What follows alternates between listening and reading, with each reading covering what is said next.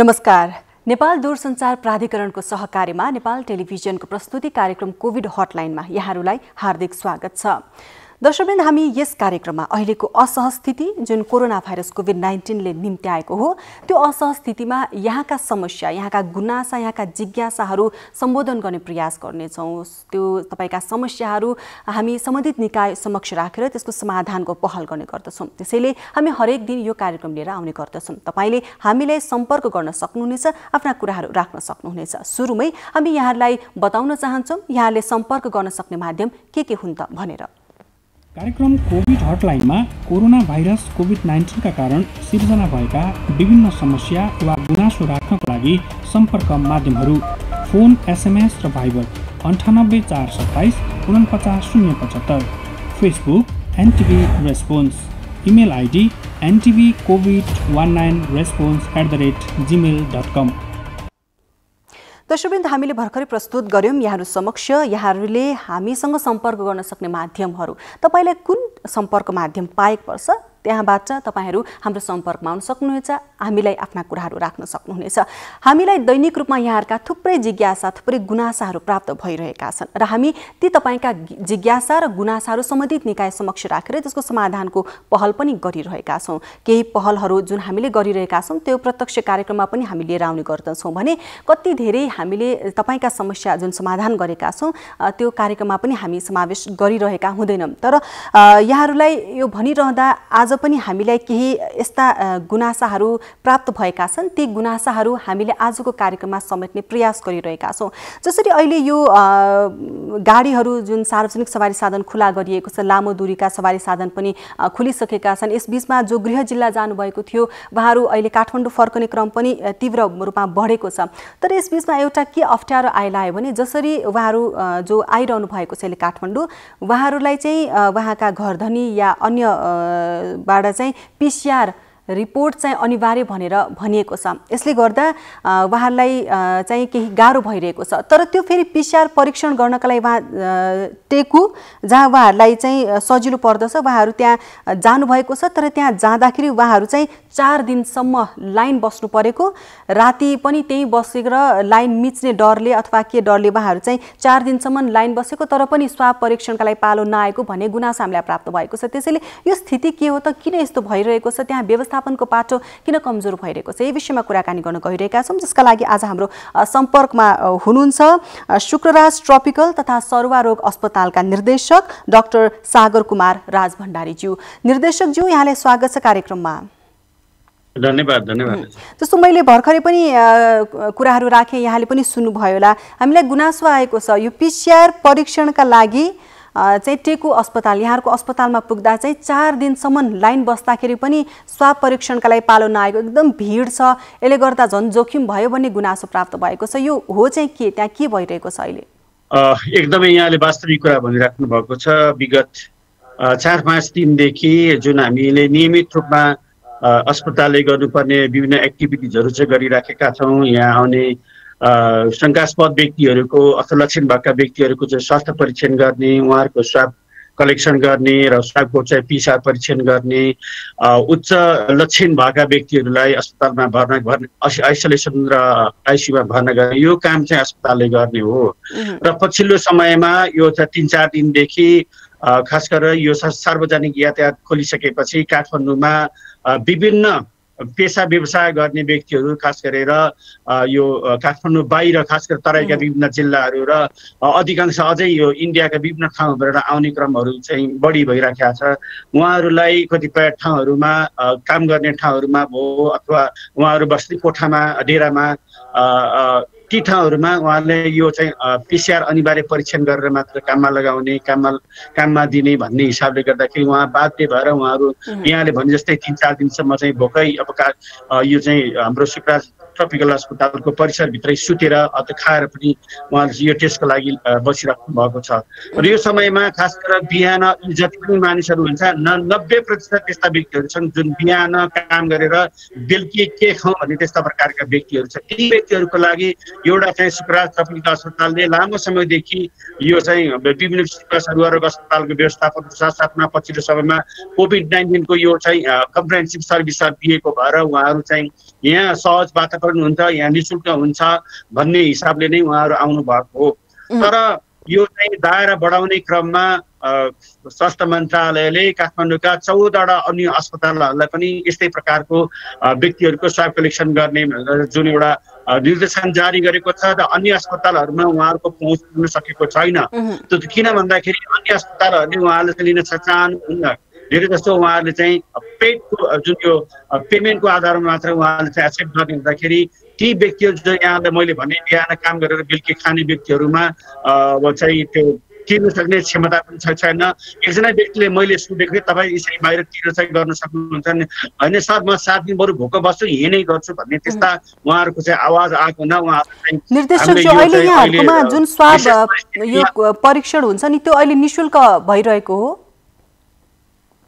सबै निशुल्क नै छ। हामी कहाँ 1 पैसा रजिस्ट्रेसन शुल्क 30 रुपियाँ हुन्छ र अहिले हामीसँग क्षमता भनेको 250-300 क्षमता र यो 3 दिनदेखि हामीले उहाँहरूको यो अत्यधिक भिड भएको चाहिँ कति जति अहिले त्यहाँनिर मानिसहरू स्वाबको लागि आइराख्नु भएको छ तपाईको अस्पतालमा दैनिक रूपमा? दैनिक रूपमा हामीसँग 300-350 जना मान्छेहरू आउनुहुन्थ्यो भने अहिले 700-800 जना व्यक्तिहरूसम्म चाहिँ आइराख्नु भएको छ। भनेपछि तपाईहरुको क्षमता चाहिँ कति छ दैनिक रूपमा स्वाब परीक्षण गर्नका लागि? त्यसमा पनि सबैको स्वाब परीक्षण अनिवार्य छैन। ती उच्च जोखिमयुक्त क्षेत्रमा जहाँ हटस्पट भएका ठाउँहरू छन् र जसका लक्षण छ ती व्यक्तिहरूको मात्र हामी परीक्षण गर्छौँ। त्यसमा पनि 500 देखि चाहिँ 550-600 वटा स्वाब चाहिँ हामी हरेक दिन कलेक्सन गरेर त्यही दिनै रिपोर्ट दिने गरेका छौँ। जस्तो यहाँले भन्नुभयो सबैको परीक्षण गर्न पर्दैन, जसको लक्षण देखिएको छ अथवा जो चाहिँ संक्रमित जुन जिल्लाहरू छ त्यहाँबाट आएको र त्यही अलिकति शंकास्पदहरूलाई मात्रै परीक्षण गर्ने भनेर। तर जसरी अहिले त्यो लाइनमा बस्नु भएको छ नि उहाँहरूलाई यहाँहरूले अग्रिम रूपमा जानकारी गराउनु भएको छ कि? किनभने उहाँहरूलाई त अहिले जसरी उहाँहरू घर आफ्नो वासस्थान जान खोजिरहनु भएको छ, आफ्नो जुन डेरामा बस्नु भएको छ, उहाँहरू घर जान खोज्दाखेरि उहाँहरूलाई त्यहाँनिर एन्ट्री गराइएको छैन, अनुमति छैन कि उहाँहरूले परीक्षण त्यो रिपोर्ट अनिवार्य लिएर आउनुपर्छ भनेको छ। भनेपछि यहाँहरूले त्यो पर्दैन भन्दा र उहाँहरूले त्यताबाट चाहिँ प्रेसराइज गर्दाखेरि त उहाँहरू थप अन्यलमा पर्नुभयो नि, होइन कि? यो किन चाहिँ यस्तो भयो? त्यही अन्यलमा परेर कतिपय व्यक्तिहरू अहिले पनि 4-5 दिनदेखि हाम्रो यो अस्पतालको परिसरभित्र बाहिर वरिपरि चाहिँ करिडोरमा पनि सुतिराख्नु भएको अवस्था उहाँमै अन्याय भएको छ। अब यो पिसिआरको नाममा चाहिँ उहाँलाई चाहिँ एउटा अप्ठ्यारो अवस्थामा पारिरहेको अवस्था छ। त्यसकारण मैले अब यो यहाँहरूको महत्त्वपूर्ण फोरम मार्फत म के पनि जानकारी दिन चाहन्छु भन्दाखेरि अब यो पिसिआर भनेको सबैको गर्नु आवश्यकता पनि पर्दैन। त्यस्ता व्यक्तिहरू जो उच्च जोखिमयुक्त क्षेत्रबाट चाहिँ आइराख्नु भएको छ र ती कन्फर्म केसहरूसँग एकदमै क्लोज कन्ट्याक्ट भएको छ भने त्यसलाई मात्र हामीले परीक्षण गर्ने हो। र पछिल्लो समयमा यो अस्पताल हाम्रो जुन यो सुखराज ट्रपिकल अस्पतालमा त्यो पनि साध्य नभएर अब लक्षण भएका व्यक्तिहरूलाई मात्र हामीले स्वाब कलेक्सन गर्ने र खास गरेर फ्रन्ट लाइनरहरू स्वास्थ्य कर्मीहरू यो सुरक्षा कर्मीहरू जो अगाडि अथवा ब्याङ्क कर्मी जो धेरैभन्दा धेरै व्यक्तिहरूसँग चाहिँ क्लोज कन्ट्याक्टमा रहनुपर्छ ती व्यक्तिहरूलाई मात्र गर्ने भनेका छौँ। र पछिल्लो 2-3 दिनमा उहाँहरू जुन अहिले यो भिड क्रमहरू बढेको छ त्यो बढेको र दायरा बढाउनको लागि ती उच्च जोखिम क्षेत्रबाट आउने व्यक्तिहरूको पनि स्वाब कलेक्सन गरेका छौँ। जस्तो निर्देशक जो यहाँले भन्नुभयो जसको लक्षण देखेको छ उहाँहरूको मात्र परीक्षण गर्ने हो, जो जोखिमयुक्त ठाउँबाट आउनु भएको छ उहाँहरूको मात्र परीक्षण गर्ने हो भनिरहँदा आम सर्वसाधारणले कसैले यदि गर्न चाहन्छन् परीक्षण भनेदेखि त्यो त गर्न पाउनु पर्यो नि, होइन र? गर्न पाउने अधिकार हो पक्कै पनि हो, तर पाउने यो पिसिआर सबैलाई चाहिँ गर्ने साध्य पनि हुँदैन। आज तपाईँले मानौँ न आज टेस्ट गरिएको छ र सरकारले भनेको जुन यो अब यो जुन जनस्वास्थ्यका प्रावधानहरूलाई चाहिँ त्यहाँ फलो गरेको हुँदैन, जुन यो के फलो गरेन फेरि अरूसँग क्लोज कन्ट्याक्टमा अर्को 2-4 दिनपछि फेरि पोजिटिभमा आउन सक्छ। त्यसकारण यो पिसिआर भनेको अन्तिम हतियार होइन, मान्छेले यसैलाई नै एउटा अन्तिम हतियारको रूपमा तपाईले भन्नुभएको एकदमै सही छ निर्देशकज्यू। त्यो आज चाहिँ कोही नेगेटिभ छ भन्दैमा भोलि त्यो पोजिटिभ नहुने कुरा त छैन, होइन? तर अहिले हामी जुन कुरा गरिरहेका छौँ नि अहिले चाहिँ जसरी गृह जिल्लाबाट काठमाडौँ आउनु भएको छ उहाँहरूलाई जसरी आफ्नो पसलमा छिराउन नदिएको, आफ्नो घर बस्ने ठाउँमा छिर्न नदिएको, कोरोना नेगेटिभ भएको त्यो रिपोर्ट लिएर आउनुपर्छ भने जुन अनिवार्य गरिएको छ र यतातिर तपाईँको अस्पतालले चाहिँ फेरि हामी परीक्षण गर्दैनौँ है, जो जोखिमयुक्त ठाउँबाट आउनु भएको छ उहाँहरूलाई मात्र परीक्षण गर्छौँ भन्दाखेरि फेरि आपतमा त्यति नै जनता परे भन्न खोजेको मात्रै हो। भनेपछि समाधान के हुन सक्छ त? अब समाधानको लागि यहाँले भने जस्तै यसरी जुन यो भिड अहिले बढिराखेको छ यो चाहिँ शुक्रबार ट्रपिकल अस्पतालले मात्र गर्न सक्दैन।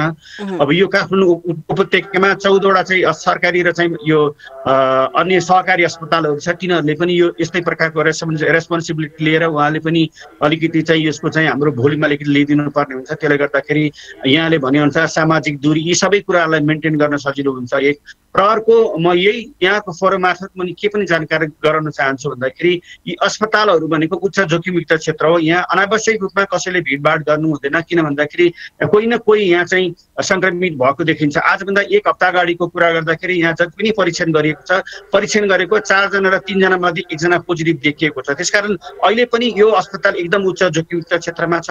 त्यसकारण जसको गर्नुपर्ने हुन्छ एकदमै सुरक्षित भएर मात्र आउनुपर्ने हुन्छ, अनावश्यक रूपमा अस्पतालहरूमा चाहिँ जान हुँदैन। र मैले अर्को के पनि सन्देश दिन चाहन्छु भन्दाखेरि यदि त्यस्ता व्यक्तिहरू तपाईँ जो घरबेटीहरू हुन्छ तपाईँको घरमा त्यस्ता व्यक्तिहरू बस्नुहुन्छ भने उहाँलाई कमसेकम 14 दिन अलि सुरक्षित भएर बाहिर नगइकन अब चाहिँ सरकारले भनेको विभिन्न मापदण्डहरू अपनाएर चाहिँ बस्यो भने चाहिँ उहाँहरूको चाहिँ टेस्ट गर्नुपर्ने आवश्यकता पनि हुँदैन। यदि त्यो बिचमा उहाँलाई त्यस्तो प्रकारका लक्षणहरू देखियो भने तुरन्तै शुक्रराज ट्रपिकल जस्तै अन्य अस्पतालहरूमा चाहिँ समन्वय गरेर चाहिँ यो चाहिँ व्यवस्थापन गर्यो भने त्यसलाई एउटा बाटोमा ल्याउन सकिन्छ। जस्तो यहाँले भन्नुभयो नि 14वटा अन्य ठाउँ पनि छन् जहाँ स्वाब परीक्षण गर्न सकिन्छ भनेर। जस्तो यहाँले भन्नुभयो यहाँहरूकोमा त निःशुल्क छ, 30 देखि 35 रुपियाँको केही रजिस्ट्रेसन चार्ज मात्रै हुन्छ भनेपछि त्यो अन्य ठाउँमा पनि निःशुल्क छ कि त्यहाँ सशुल्क छ, कस्तो छ, तपाईलाई केही जानकारी छ? दर्शकवृन्द, हामी कुराकानी गरिरहेका छौँ शुक्रराज ट्रपिकल तथा सरुवा रोग अस्पतालका निर्देशक डाक्टर सागर कुमार राज भण्डारीज्यूसँग। जसरी अहिले टेकु अस्पतालमा स्वाब परीक्षणका लागि भनेर अत्यधिक भिड रहेको छ, त्यहाँ 4-5 दिनदेखि मान्छेहरू लामबद्ध छन्, अझ लाइन मिचिन्छ होला भन्ने डरले राति पनि त्यहाँनिर लाइन बस्ने भइरहेको छ, जसले गर्दा उहाँहरू अस्पताल परिसरमै या सडकमा अथवा चाहिँ फुटपाथमा उहाँहरू बास बस्न बाध्य हुनुभएको छ। त्यहाँ सामाजिक दूरी त छँदै छैन, त्यसले गर्दा अझ जोखिम त बढाएकै छ। त्यहाँ स्वाब परीक्षण गर्न गएका कति व्यक्ति सायद संक्रमित हुन सक्नुहुन्छ, जसले गर्दा अन्य जो संक्रमित हुनुहुन्न उहाँहरू पनि संक्रमणको जोखिममा हुनुहुन्छ। त्यसैले हामीले यो व्यवस्थापनको पाटोबाट अस्पतालले के गरिरहेको छ भन्ने कुरा हामी जानकारी लिने प्रयास गरिरहेका छौँ। र उहाँले आग्रह पनि गर्नुभयो शुक्रराज ट्रपिकल तथा सरुवा रोग अस्पताल एउटा अस्पताल हो जहाँ चाहिँ संक्रमितहरूको उपचार पनि भइरहेको छ, जसले गर्दा जोखिम छ। त्यसैले त्यहाँ भन्दा पनि त्यहाँ भिड गर्नुभन्दा पनि अन्य 14 स्थान पनि छन् त्यहाँ जहाँ पाएको पर्छ त्यहाँ चाहिँ जानु होला भनेर उहाँले आग्रह पनि गर्नुभयो। र साथसाथै जसकोमा लक्षण देखेको छ र जो जोखिमयुक्त ठाउँबाट आएका छन् उहाँहरूलाई चाहिँ उहाँले प्राथमिकताका साथ स्वाब परीक्षण गरिरहँदाखेरि अन्य व्यक्ति जो लक्षण देखेका छैनन् वा केही अरू कारणले उहाँहरू परीक्षण गर्न आउनु भएको छ उहाँहरूको चाहिँ परीक्षण गर्न नसकिने र नआउनु होला भन्ने किसिमले उहाँले जानकारी पनि दिइरहनु भएको छ। केही अन्य प्रश्न पनि छन्, बिचमा सम्पर्क विच्छेद भएको छ उहाँसँग, हामी उहाँसँग फेरि सम्पर्क गर्ने प्रयास गरिरहेका छौँ। केही कुराहरू उहाँसँग अझै जान्नुपर्ने बाँकी छ, तर हामीसँग अहिले तपाईँहरूलाई प्रस्तुत गर्ने केही महत्त्वपूर्ण जानकारी छन् जुन अहिले यो असहज स्थितिमा तपाईँहरूले ख्याल गर्नै पर्छ। त्यो जानकारी अहिले हामी प्रस्तुत गर्दैछौँ। मानसिक रूपमा स्वस्थ रहनका लागि ध्यान दिनुपर्ने कुराहरू: सकारात्मक सोचको विकास गर्ने, आफ्ना लागि समय निकाल्ने र धेरै तनावमा नरहने, सृजनात्मक क्रियाकलापमा सहभागी हुने, नियमित व्यायाम र आराम गर्ने, मनका कुरा साथीभाइ वा आफन्तलाई भन्ने, रोग प्रतिरोधात्मक क्षमता बढाउन स्वस्थ खानपिन गर्ने, घरायसी काममा सहयोग गर्ने बानी विकास गर्ने, अनावश्यक हल्लाको पछि नलाग्ने। मानसिक रूपमा स्वस्थ बनाऊ, कोरोना भाइरसलाई परास्त गरौं।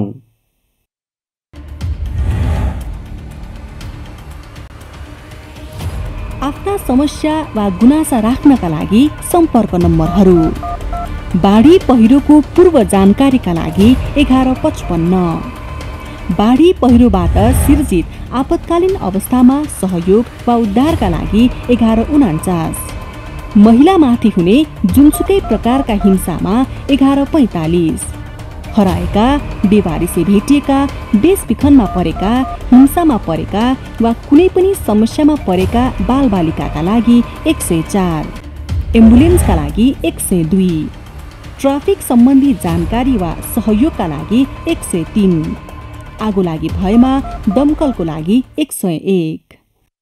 दर्शकवृन्द, कोरोना भाइरसको यो सङ्क्रमणपछि निम्तिएका तपाईँका समस्या, तपाईँका जिज्ञासाहरू हामी सम्बोधन गर्ने प्रयास गरि नै रहेका छौँ। तर यसबीचमा के अन्य निकायहरू पनि छन् जुन निकायहरूले तपाईँका ती समस्याहरू सुन्छन् र त्यसको समाधानको पहल गर्ने गर्दछन्। हामीले भर्खरै ती विभिन्न निकायहरूको सम्पर्क माध्यम, सम्पर्क नम्बर यहाँहरू समक्ष राख्यौँ। केही तपाईँलाई समस्या परेका छन् भने सम्बन्धित निकायमा तपाईँले सम्पर्क पनि गर्न सक्नुहुनेछ।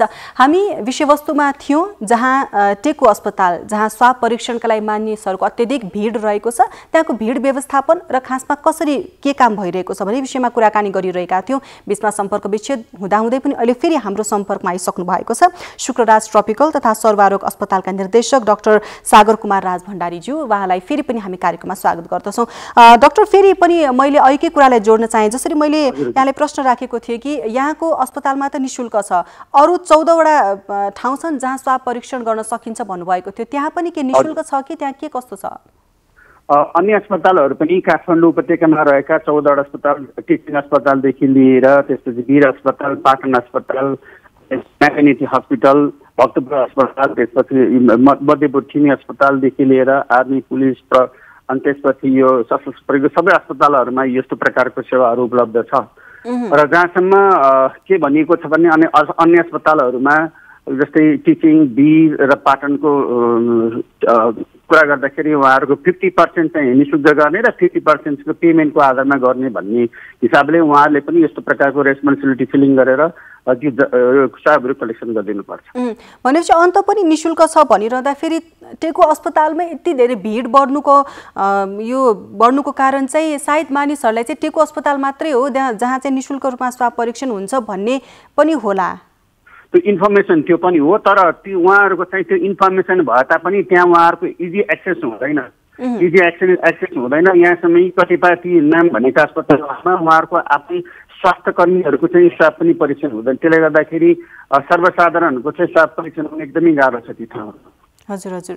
जस्तो डाक्टर अहिले अब जति पनि अहिले हुनुहुन्छ नि त्यता आइरहनु भएको छ स्वाब परीक्षणका लागि, एउटा त त्यता अब हुन त यहाँले भन्नुभयो लक्षण नदेखेकाहरूको अब हामी परीक्षण गर्दैनौँ भनेर, तर त्यहाँ जो लामबद्ध हुनुहुन्छ उहाँहरू कतिलाई त्यो कुरा थाहा छ हामीलाई थाहा भएन। सायद त्यो जानकारी यहाँले दिनुपर्छ होला, किनभने यति धेरै लाइनमा उहाँहरू हुनुहुन्छ, जो लक्षण देखेका छैनन् उहाँहरू पनि हुनुहुन्छ भनेपछि त्यो एउटा सूचना यहाँले पनि दिनुपर्छ होला। तर साथसाथमा जो अहिले लाइनबद्ध हुनुहुन्छ, लामबद्ध हुनुहुन्छ नि, उहाँहरू बीच सामाजिक दूरी त छँदै छैन, जसले गर्दा जोखिम त बढाएकै छ भनेपछि तपाईँहरूले चाहिँ लामबद्धै हुनुपर्छ भन्ने पनि नगरिकन त्यो टोकन सिस्टम गरेर भए पनि जसले गर्दा आफ्नो पालोमा ठ्याक्कै पुग्ने त्यस्तो पनि गर्न सकिन्छ होला नि।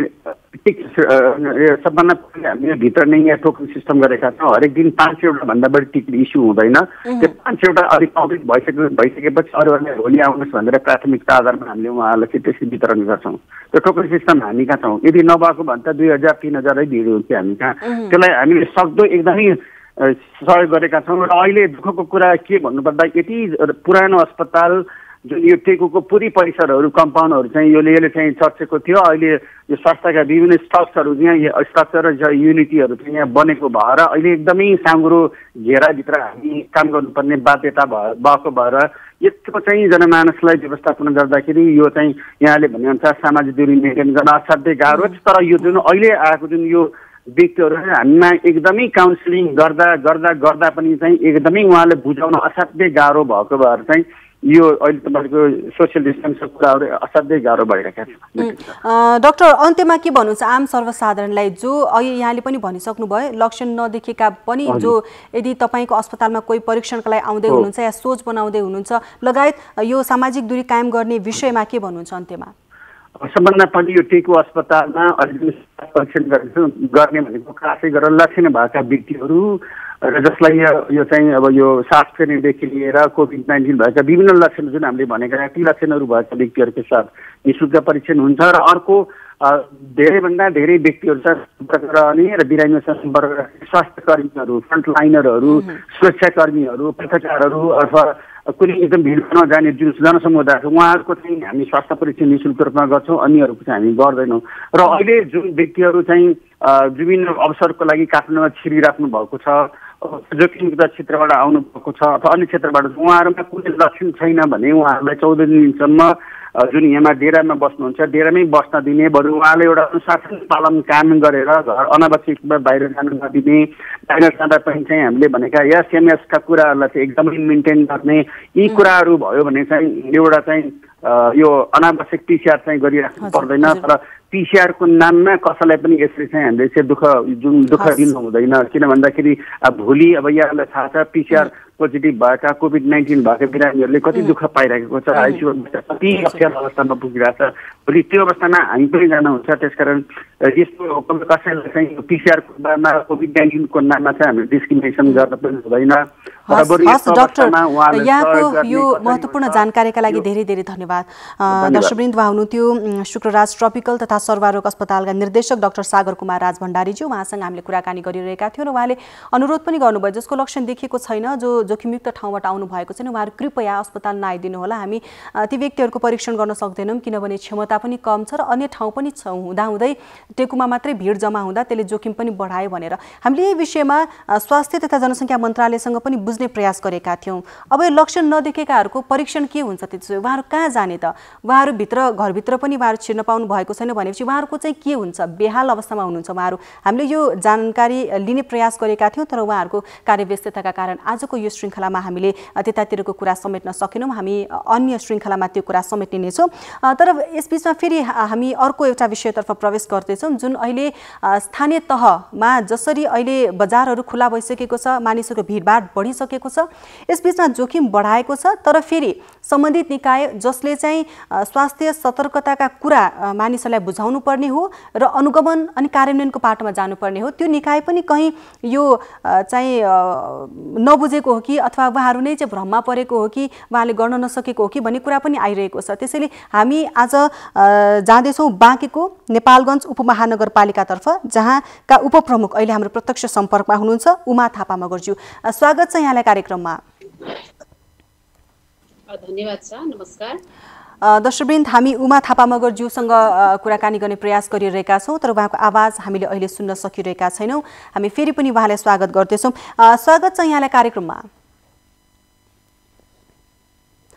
दर्शकवृन्द, हामी उमा थापा मगरसँग कुराकानी गर्ने प्रयास गरिरहेका छौँ। यो बाँके जिल्ला जुन भारतसँग सीमा जोडिएको जिल्ला हो र त्यहाँ मध्येको एउटा नेपालगञ्ज उपमहानगरपालिका जहाँ जनसङ्ख्याको हिसाबले पनि धेरै रहेको छ, जनसङ्ख्या पनि धेरै रहेको र सीमावर्ती जिल्ला र स्थानीय तह भएकाले त्यहाँ जोखिम पनि छ नै। अझ त भिडभाड बढेसँगै र सीमा नाकाबाट जो नेपालीहरू जानुभएको छ भारततर्फ रोजगारीका लागि या पढाइका लागि अन्य विभिन्न कारणले गर्दाखेरि उहाँहरू अहिले स्वदेश नेपाल फर्किरहँदाखेरि त्यहाँ जुन गर्नुपर्ने स्वास्थ्य सुरक्षाका कुराहरू छन् ती कुराहरू पनि भए नभएको भन्ने विषयमा पनि हामी जानकारी लिने प्रयास गरिरहेका छौँ। किनभने हामीलाई त्यो जिज्ञासा पनि प्राप्त भएको छ कि त्यो ठाउँमा के भइरहेको छ त। किनभने हामी यहाँले पटक पटक भनिरहेका छौँ कि यो अहिलेको यो असहज स्थिति हो। अहिले कोरोना भाइरसको सङ्क्रमण फैलिरहेको छ, विश्वमा नै यो महामारीको रूप लिइरहेको अवस्थामा नेपालमा पनि यसको जोखिम छ। तर हामीले फेरि पनि यसलाई चाहिँ जुन हामीले अनुशासन पालना गर्नुपर्ने हो र जति हामीले यसलाई सिरियसली लिनुपर्ने हो त्यो नलिरहेको र अनुशासन कायम नगरिकन खुल्ला रूपमा हिँडिरहेको, मास्क पनि नलगाएको भन्ने पनि आइरहेको छ। त्यसैले हामी त्यही विषयमा कुराकानी गर्नका लागि जोडिरहेका छौँ बाँकेको नेपालगञ्ज उपमहानगरपालिकाका उपप्रमुख उमा थापा मगरज्यूसँग। यहाँलाई फेरि पनि कार्यक्रममा स्वागत छ। नमस्कार, मेरो आवाज सुन्नुभयो? दर्शकवृन्द, हामी कुराकानी गर्ने प्रयास गरिरहेका छौँ तर प्रविधिले अलिकति हामीलाई साथ दिइरहेको छैन। उमाजी, यहाँलाई स्वागत छ।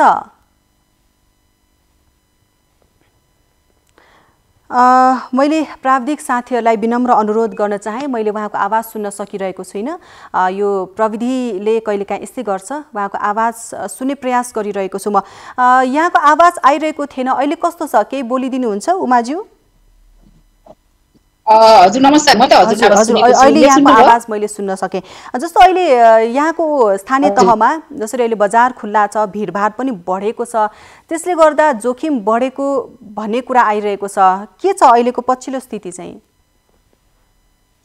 पछिल्लो स्थिति अहिले नेपालगञ्ज महानगरपालिकामा थोरै भए पनि यो सङ्क्रमितहरूको सङ्ख्या चाहिँ अलिकति बिस्तारै कम भइरहेको अवस्था मैले यहाँलाई जानकारी गराएँ। तथापि नेपालगञ्ज उपमहानगरपालिका सीमानाकासँग जोडिएको उपमहानगरपालिका हो। यस अर्थमा जोखिम युक्त उपमहानगरपालिका भनेर हामी भन्छौँ। यहाँ जोखिम चाहिँ कम हुँदैन। हामीले पछिसम्म पनि सतर्कता अप्नाउनु पर्छ भन्ने कुरा चाहिँ गरिरहेका छौँ। यस कारणले गर्दा अलि बढी व्यवसायहरू सञ्चालन गर्दाखेरि स्वास्थ्य सुरक्षा सामग्रीहरू अपनाएर मात्रै सञ्चालन गर्ने र यसलाई चाहिँ कडाइका साथ पालना गराउन स्थानीय प्रशासन र स्थानीय प्रहरीसँग हामी पटक पटक बसिरहेका छौँ। फेरि लकडाउन कुनै विकल्प पनि होइन, किन भन्दा जतिजना रोगले मरिरहेका छन् त्योभन्दा बढी चाहिँ भोकले उपचार नपाएर अन्य विविध कारणहरूले चाहिँ मर्नु परेको अवस्था छ। यसलाई मध्यनजर गरेर सबै खोल्नुपर्छ, तर खोल्दाखेरि चाहिँ कम्तीमा स्वास्थ्य सुरक्षा चाहिँ मापदण्डहरू अपनाउनु पर्छ भनेका छौँ। र हामीले नेपालगञ्ज उपमहानगरपालिकाले सीमा नाकामा स्वास्थ्य चेक जाँचको कामलाई चाहिँ निरन्तरता दिएका छौँ। त्यसैगरी हाम्रो प्रत्येक वडा कार्यालयहरूमा अनुगमन समिति हामीले बनाएका छौँ, किन भन्दा पछिल्लो चरणमा होम क्वारेन्टाइन र होम आइसोलेसनको कुरा पनि उठेको छ। यस कारणले गर्दा त्यसलाई प्रभावकारी बनाउनको लागि प्रत्येक वडामा एउटा अनुगमन समिति हाम्रो बनेको छ। यसरी सुरक्षा उपायहरूलाई अपनाएर अगाडि बढ्ने उपमहानगरपालिकाले प्रयास गरिरहेको छ। भनेपछि यहाँले अनुगमनको पाटोबाट र अरू कार्य पनि गरिरहनु भएको छ हैन? जस्तो उपप्रमुखज्यू, हामीले के देख्यौँ यो केही दिन यता भन्देखि चाहिँ जस्तो स्थानीय तह जो चाहिँ यो चेतना जगाउनु पर्ने, यो सामाजिक सुरक्षा जुन यो मापदण्डहरू छ त्यो अपनाउनु पर्छ भनेर चेतना दिनुपर्ने, फैलाउनु पर्ने, सूचना फैलाउनु पर्ने, कार्यान्वयन गराउनु पर्ने र अनुगमन गर्नुपर्ने स्थानीय तह नै अहिले चाहिँ अलिकति बुझाइमा फरक रहेको जस्तो पायौँ। जसरी यो मास्क लगाउनै पर्छ भन्ने पनि छैन भने जस्ता कति धेरै बुझाइहरू, गलत बुझाइ जुन त्यो हामीले पायौँ। भनेपछि त्यता पनि त्यस्तो केही समस्या छ कि मानिसहरू खुलेआम मास्क नलाइकन हिँड्ने त्यस्तो समस्या छ? यहाँले त्यस्तो केही भोगिरहनु भएको छ? अब यो खास कुरो के हो भने सबैभन्दा पहिला त स्थानीय सरकारले आफ्नो जिम्मेवारी, आफ्नो दायित्वलाई बुझेर त्यो अनुसार आफ्नो काम कारबाहीलाई अगाडि बढाउनुपर्छ र अरूबाट नागरिकले पनि आफ्नो दायित्व र आफ्नो जिम्मेवारी बुझ्नु पर्दछ। सम्भवतः मलाई चाहिँ के लाग्छ भने नेपालगञ्ज उपमहानगरपालिकामा यो पछिल्लो 4 महिना 5 महिना यता चाहिँ हामीले धेरैभन्दा धेरै कोभिड यो 19 का विरुद्धमा सचेत हुनको लागि हामीले धेरैभन्दा धेरै कार्यक्रमहरू गरेका छौँ। इभेन हाम्रो जिल्ला प्रशासन कार्यालय, हाम्रो प्रहरी साथीहरू, सुरक्षा निकायहरू सबैको सहकार्य र यो सँगसँगै अझ उद्योग वाणिज्य सहकारीमा पनि हामीले जनचेतनामूलक कार्यक्रम गरेका छौँ। यसकारणले गर्दा आफ्नो अधिकार क्षेत्रलाई बुझेर हामीले चाहिँ जनचेतना जगाउने कुराहरू, सचेतना अपनाउनको लागि पहल कदमी गर्ने कुराहरू, त्यसपछि अनुगमन गर्ने कुरालाई हामीले पहल कदमी गरेका छौँ भने अब कानुनी रूपमा अथवा चाहिँ स्वास्थ्य सुरक्षा सामग्री अपनाए कि अपनाएन भनेर त्यसलाई सचेत गराउने कामहरू चाहिँ जिल्ला प्रशासनबाट हाम्रा प्रहरीहरू साथीहरू लागेर जरिमाना दिने पनि काम गर्यौँ। र तपाईले हेर्न सक्नुहुन्छ, साथीहरू कोही हुनुहुन्छ भने उपमहानगरपालिका भित्र चाहिँ धेरै भिडभाड हुने ठाउँहरूलाई पनि हामीले अलिकति सुधार गरेका छौँ। जस्तै उदाहरणको लागि नेपालगञ्जको तिरबन्चोक, जहाँ चाहिँ भारतबाट पनि मजदुरहरू बिहान के अरे काम पाउनको लागि भनेर जम्मा हुने एउटा थलो हो तिरबन्चोक। तर अहिले हामीले त्यो ठाउँलाई खाली गरेर रामलीला मैदानमा पुर्याएका छौँ। त्यो ठुलो ग्राउन्ड छ, त्यहाँ तिरबन्चोक चाहिँ अलिक कन्जस्टेड थियो। यो अर्थमा चाहिँ त्यहाँका व्यवसायीहरूले हामीलाई सहयोग गर्नु भएको छ र उहाँहरू अहिले रामलीला मैदानमा जम्मा हुनुहुन्छ कामको सिलसिलामा। यसकारणले गर्दा हामीले सबैसँग सहकार्य र समन्वय गरेर काम अगाडि बढाएका छौँ। किन पनि भन्दाखेरि एउटा स्थानीय सरकार अथवा एउटा जनप्रतिनिधि मात्रै गरेर अहिलेको यो कोभिडको महामारीको युद्ध हामी जित्न सक्दैनौँ। यसको लागि स्थानीय प्रशासन, स्थानीय प्रहरी, स्थानीय सरकार, उद्योग वाणिज्य सङ्घ, यहाँका नागरिक समाज अगुवाहरू सबैको समन्वय र सहकार्य आवश्यक छ। यो चाहिँ भइ पनि रहेको छ अहिले यहाँ। हस्, धन्यवाद उपप्रमुखज्यू यहाँलाई जानकारीका लागि। दर्शकवृन्द, हुनुहुन्थ्यो बाँकेको नेपालगञ्ज उपमहानगरपालिकाका उपप्रमुख उमा थापा मगरज्यू। उहाँले आफ्नो स्थानीय तहमा भइरहेका कामहरू र चेतना जगाउने काम भइरहेको छ र सचेत पनि छन् त्यहाँका जनता भनेर हामीलाई जानकारी दिँदै हुनुहुन्थ्यो। जसरी हामीलाई जिज्ञासाहरू प्राप्त भएको थियो कि यो स्थानीय तहले के कस्तो काम गरिरहेको छ, चेतनाको अभाव देखिएको छ सर्वसाधारणमा भन्ने जिज्ञासा हामीलाई प्राप्त हुँदा हामीले यो स्थानीय तहमा के भइरहेको छ त भनेर हामीले बुझ्ने प्रयास गरेका थियौँ। तपाईका पनि समस्या छन्, जिज्ञासा छन्, गुनासा छन्, हामीलाई राख्न सक्नुहुनेछ। हामीलाई यहाँले सम्पर्क कसरी गर्ने त अहिले हामी त्यो जानकारी प्रस्तुत गर्दैछौँ। कार्यक्रम कोभिड हटलाइनमा कोरोना भाइरस कोभिड-19 का कारण सिर्जना भएका विभिन्न समस्या वा गुनासो राख्नको लागि सम्पर्क माध्यमहरू फोन SMS र Viber 98 427 49 075, Facebook NTV response, email ID ntvcovid19response@gmail.com।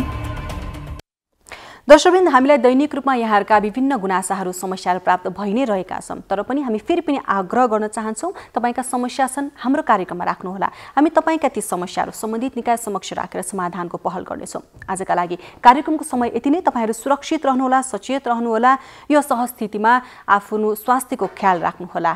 पक्कै पनि हामी भोलि फेरि अर्को विषयवस्तुका साथ उपस्थित हुने नै छौँ। त्यतिन्जेल तपाईँहरू नेपाल टेलिभिजन हेर्दै गर्नुहोला। नमस्कार।